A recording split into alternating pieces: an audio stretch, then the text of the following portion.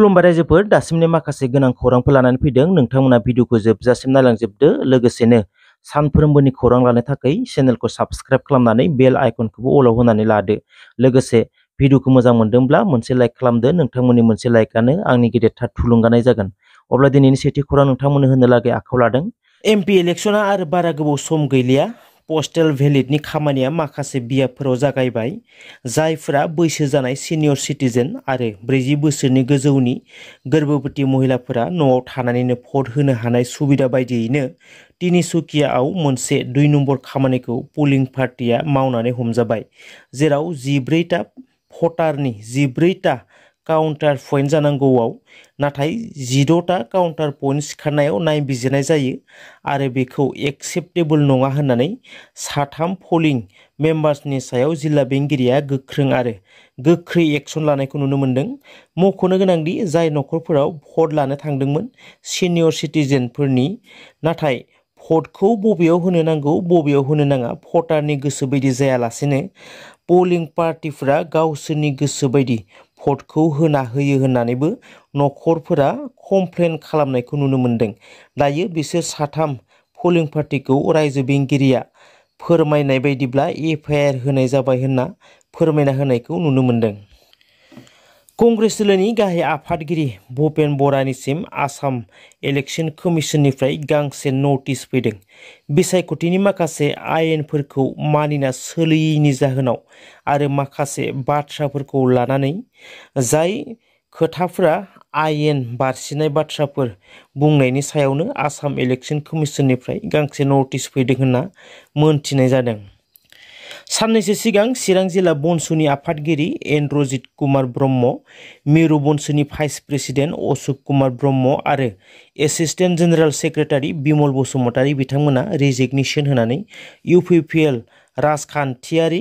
दोलोआव हाबहैनायनि उनाव खालि जानानै थानाय मासिखौ मैया चिरां जिल्लानि काजलगावआव मिरु बनसुनि एग्जिकिउटिभ मिटिं लानायजों लोगोसेनो लांदां मासियाव ब्रिटेन इस्लारिखौ चिरां जिल्ला बनसुनि गाहाय आफादगिरि मासियाव थिसनो आरो रांगिरि महरै खोमथा बसुमतारीखौ थिसनो जाय बिथांमोना बनसुखौ नागारनानै राजखान्थि दोलोआव हाबहैबाय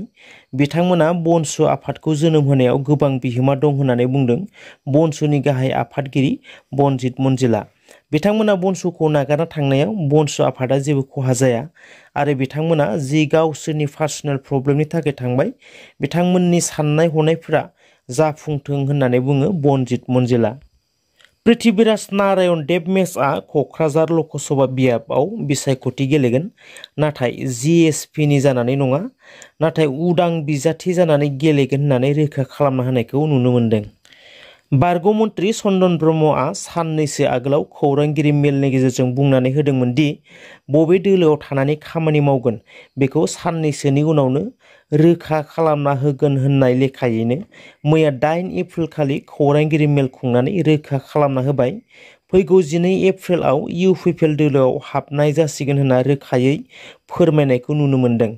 बिथां चन्दन ब्रह्मखौ बिपिएफआवनो थानानै खामानि मावगोनखौ गोथौ फोथायनायजों आसा खालामना दङमोन बिपिएफनि बिजाथि खाम्फा बरगयारिया नाथाय मैया 8 एप्रिलाव रोखा खालामना होबायदि फैगौ 12 एप्रिलाव इउपिपिएल दोलोआव हाबसिगोन होनना रोखा खालामना होनायखौ नुनो मोन्दों रायजोआव गुबुन गुबुन जिल्लाफोराव गिख्रंथाव बार अखा सार अन्थाइ गावनाय हरखाबै गिदिंनाय बारजों गोबां नखरफोरानो दुखु दाहा सैनांनायखौ नुनो मोनबोगासिनो दङ थांनाय रबिबार मोनाबिलि समनिफ्राय जनायाव गिख्रंथाव बार अखा हानायनि जाउनाव गोबां न'बांफोरा सिलिंखार जानायखौ नुनो मोन्दों उदालगुरि जिल्लानि भैरबकुन्द ओनसोलावबो रबिबार मोनाबिलि समाव गिख्रंथाव सेमब्रेनाय बारजों गोबां बिफां लाइफांफोर बायग्लुंनायजों लोगोसेनो न'बांआबो सिलिंखार जादों होनना खौरां मोननाय जादों थेंक इउ सो माच रायजोफोर जायफ्रा भिडिअखौ जोबजासिम नायजोब्बाय नोंथांमोना भिडिअखौ मोजां मोनदोंब्ला मोनसे लाइक खालामदो लोगोसेनो चेनेलखौ दासिमबो साबस्क्राइब खालामाखैबा साबस्क्राइब खालामनानै बेल आइकनखौबो अलाव होनानै लादो सानफ्रोमबोनि खौरां मोननो थाखाय थेंक इउ सो माच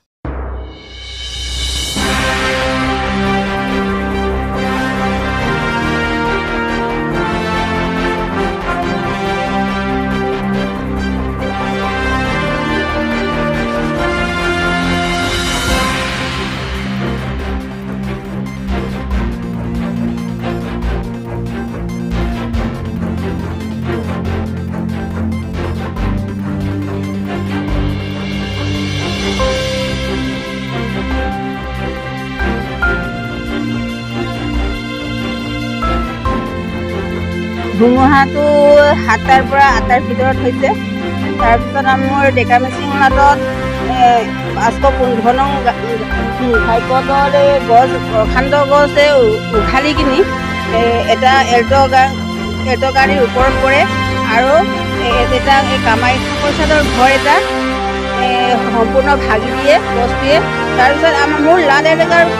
যিমানখিনি এতিয়া ঘৰ ভাগিছে সেইটো এতিয়ালৈকে অনুমানিত মই দিব পৰা নাই। গাড়ী চালকৰটো এতিয়ালৈকে এনেকৈ মানুহটো বাচিলে, চিলাপথাৰ কাংকান নগৰৰ আছিলে। ৰাতি ধুমুহাত একদম ডাঙৰ গছটো পৰি গিৰি